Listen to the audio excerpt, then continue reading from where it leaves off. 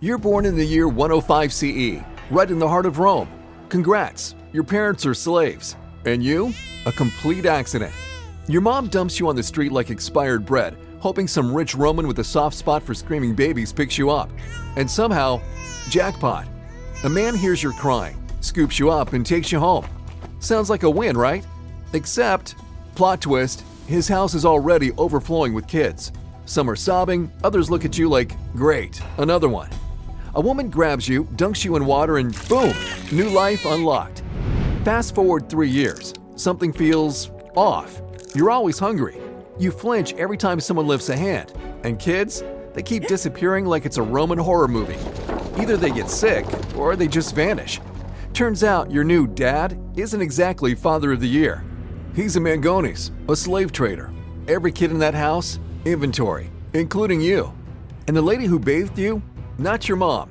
More like your unpaid babysitter, punishment coordinator, and full-time trauma distributor. Together, they're not raising you. They're prepping you. For sale.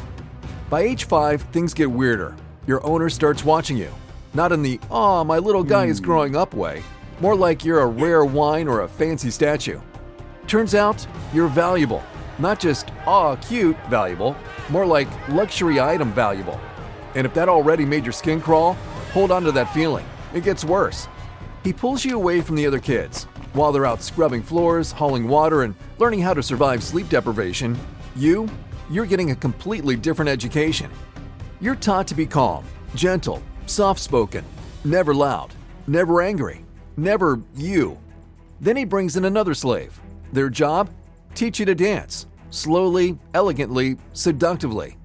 Another teaches you high-class Roman manners, how to walk, talk, and act like you belong in the emperor's palace, even though you're worth less than his sandals. While everyone else is being trained to work like donkeys, you're being trained to look like a goddess in a display case.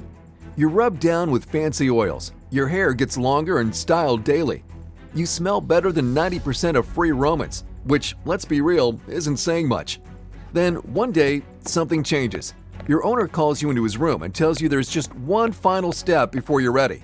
He doesn't explain what that means. He just hands you a drink and tells you to finish it. You wake up hours later in agony. Deep, burning pain that makes it hard to breathe. You look down. Something's different. It takes a second for your brain to catch up, but your body already knows. You're not like the other boys anymore. Your owner, meanwhile, is thrilled. Whatever he's done to you, he's convinced it's just tripled your value. To him, this wasn't cruelty. It was an investment paying off. Months pass. The pain fades into something dull, something you're forced to live with. And then your body starts changing. You never grow a beard. Your voice stays high. Instead of hardening like the other boys, your body softens, almost like it's going in the opposite direction. While other boys are turning into men, you're not. One night, you're in the hallway, oiled, perfumed, pretending not to exist, when one of the older slaves limps by. "You like war?" he whispers. You shrug. "Anything's better than this." "Then play War Thunder." What is that? It's the most comprehensive vehicle combat game ever built. Over 2,500 tanks, ships, chariots of the sky, planes they call them. Some drop fire, some break sound. You blink. Sounds fake. It's not. Realistic physics, explosions that make your ancestors flinch, battles so massive you'd think the gods themselves were pissed. Sounds expensive. Nope, it's free to play and available on PC, PlayStation, Xbox, even on mobile. Click the links below to download War Thunder and join 95 million players worldwide. And yeah, new and returning PC and console players will get a free bonus pack with the exclusive Eagle of Valor Vehicle Decorator, 100,000 Silver Lions, 7 days of premium, and more. 2 more years go by, and now you're ready. Not ready for freedom, ready for sale. You hate every second of it, but escape? Not really an option. Nowhere to run. No one waiting for you, and Rome isn't exactly big on missing slave posters. So you do the only thing you can do. You hope. Hope that maybe one day this ends. That maybe you get to live like a normal person. Spoiler alert, not today. You're taken to a private auction. Not the loud public kind. This one's exclusive, invite only, filled with wealthy Roman men who know exactly why they're here. The moment you walk in, everything clicks. This is why your owner spent years grooming you. The men don't look at you like a person. They look at you like the last, rarest thing money can buy. They start bidding. Coins are thrown around like pocket change.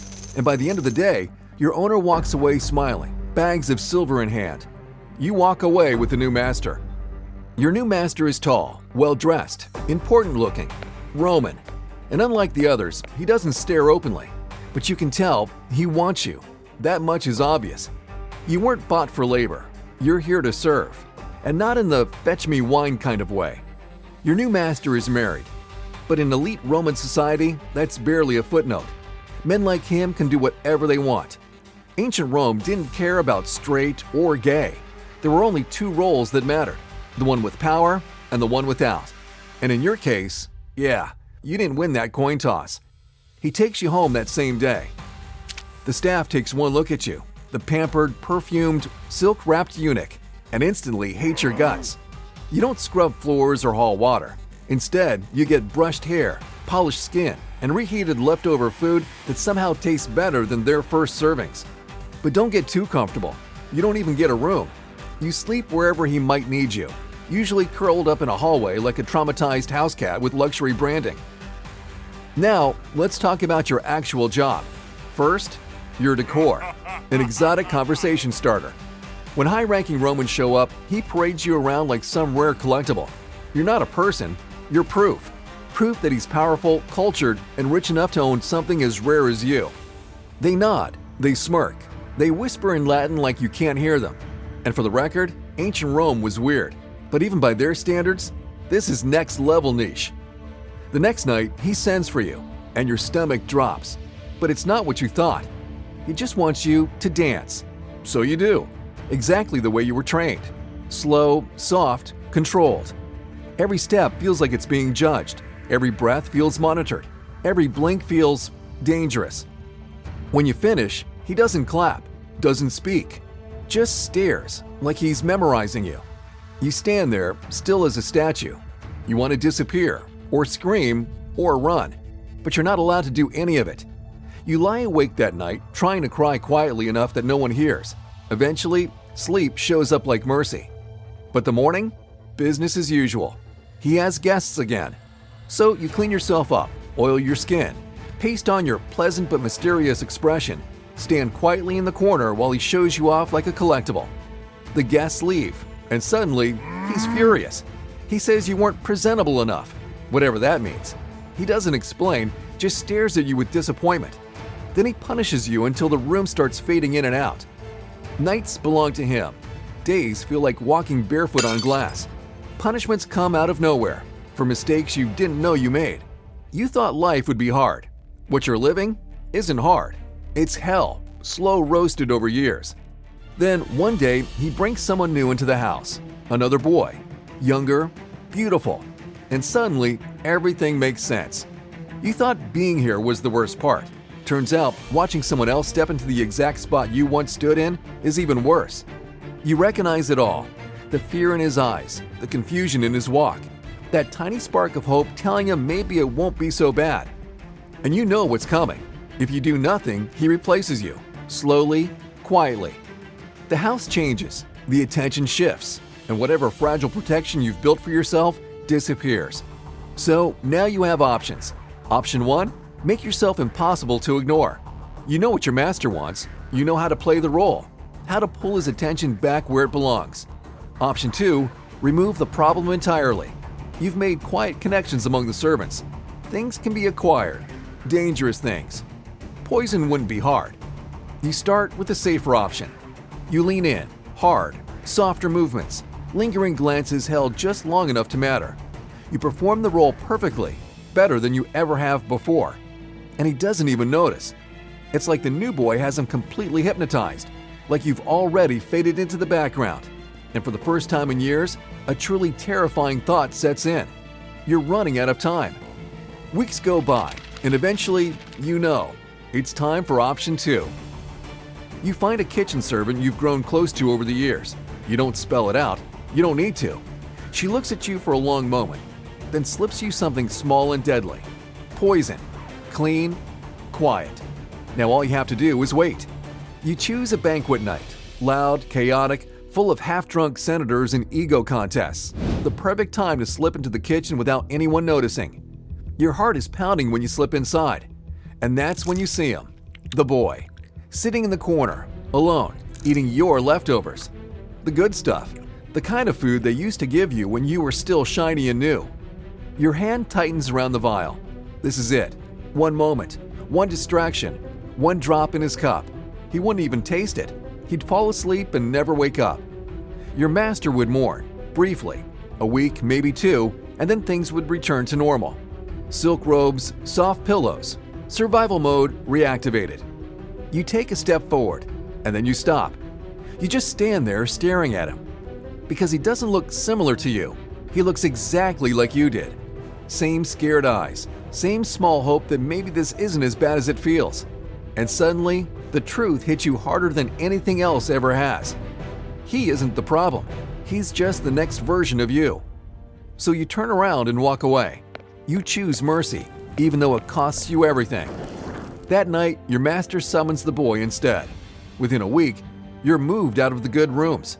Within 2, you're scrubbing floors, the same ones you used to glide across in silk. You chose mercy, and it absolutely wrecked you. Your life as a concubine is over, but your punishment isn't. To make sure the message sticks, something else happens.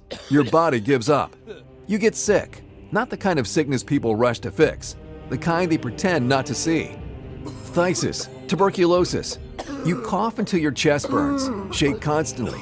You lose weight like it's a competition, and nobody helps, because now you're replaceable. Weeks pass like this. Fever, pain, sleepless nights stacked on top of each other. People watch you from a distance, some with pity, some with that blank look of people who've seen too much. Either way, you're still breathing. And for the first time in a long while, you're not sure that's a blessing. One day, without warning, your master hands you a small pouch of coins. No speech, no apology. Then he lets you go. No documents, no protection. This isn't freedom. It's abandonment with pocket change. But you don't have the strength to care about definitions. You end up exactly where your life began, back on the streets of Rome. People stare.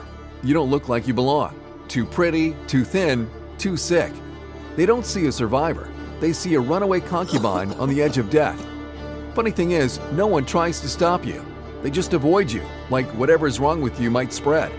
You beg for help, medical, anything. No one answers. That night, you curl up somewhere dry near a busy intersection. Close enough to feel the warmth of passing bodies, far enough that no one has to acknowledge you. And once again, Rome swallows you whole. By midnight, the fever takes over. Your body gives up in stages. First the heat, then the shaking, then sweat soaking through everything you have left. Your thoughts blur together. Your strength drains out of you piece by piece. You still try to fight, not because you think you'll win, just because fighting is the only thing you've ever been taught to do. But deep down, you already know how this ends. You've never lived a single moment that was yours. You don't even know who you are, what you liked, what your life could have looked like if choice had ever been on the table. Who decided you wouldn't want a woman's love? Who decided you existed only for someone else's pleasure? You never did. Maybe, if there's a next time, if souls get do-overs, you'll be born to better odds. Right people, right place. Because your only real crime was being born unlucky. Tears slip out as your eyes finally close, and for the first time in your life, everything goes quiet. Big thanks to War Thunder for sponsoring this video. You can play War Thunder right now for free on PC, PlayStation, Xbox, and mobile. Just remember, the bonus rewards are only available for new and returning PC and console players via the link in the description or pinned comment.